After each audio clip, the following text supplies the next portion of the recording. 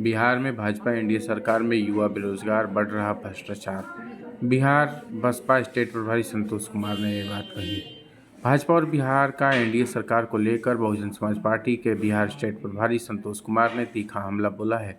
उन्होंने सरकार की कार्यप्रणाली पर सवाल उठाते हुए कहा कि मौजूदा शासन में बिहार के युवा रोजगार के लिए भटक रहे हैं, जबकि शिक्षा और प्रतियोगी परीक्षाओं से जुड़े मामले को लेकर लगातार सवाल उठ रहा है।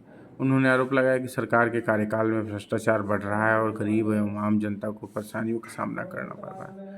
बसपा नेता संतोष कुमार ने कहा कि वर्तमान में बिहार में एनडीए की सरकार है और केंद्र में भाजपा की सरकार है।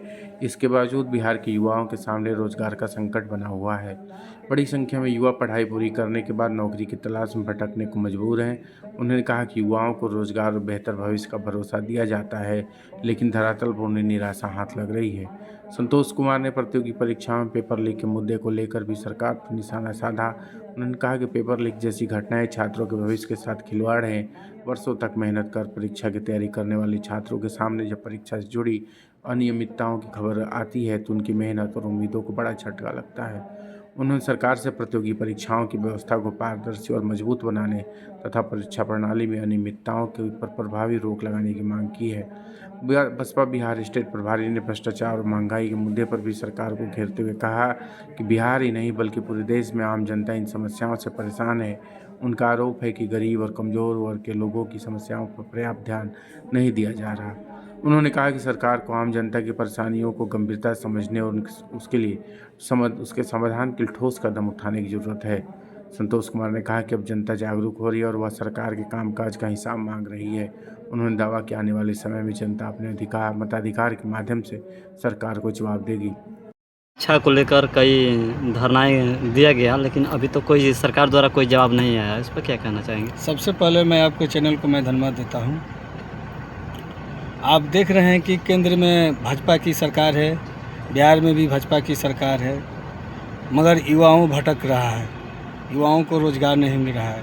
परीक्षा देख रहे हैं कि परीक्षा लीक हो जा रही है।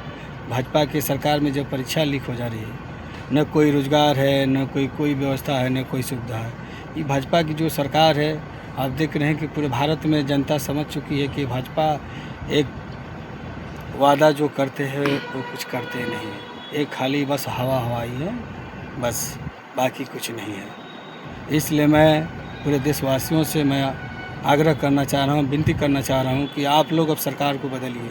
जब तक ले आप लोग सरकार को नहीं बदलिएगा तब तक आप लोग को कुछ होने वाला नहीं है, न रोज़गार मिलने वाला है। अभी कहाँ आए हुए थे आप? अभी तो मैं कलेक्ट्रेट में आए हुए थे, यहाँ पर डीएम साहब से मिलने के लिए। क्या उन्होंने जो धरातल पर कार्य के लिए क्या आश्वासन दिया?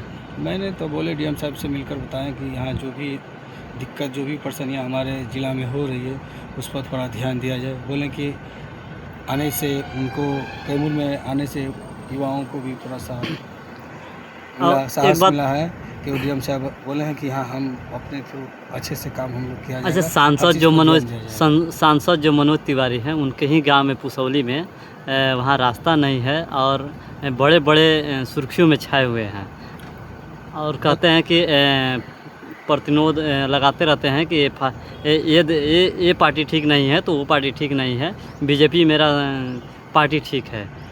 बताइए, बहुत शर्म की बात है जब भाजपा का 3 बार सांसद मनोज तिवारी रह चुके हुए हैं, उनके गांव में जब रोड नहीं है तो आप समझिए, जनता को समझना चाहिए कि जो व्यक्ति 3 बार सांसद रह चुके हैं उनके गांव में रोड अभी नहीं है, तो समझिए ये एक खाली हवाई एक बात है, जनता को बहलाने फुसलाने का काम है, ठीक ना, बाकी कुछ नहीं है।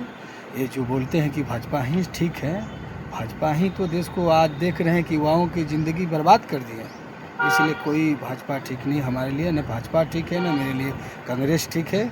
हमारा पार्टी एक बहुजन समाज पार्टी है, वही मेरे लिए ठीक है। क्या नाम पड़ेगा आपका? मेरा नाम संतोष कुमार, बहुजन समाज पार्टी के स्टेट प्रभारी, सासाराम की पूर्व लोकसभा सांसद प्रत्याशी।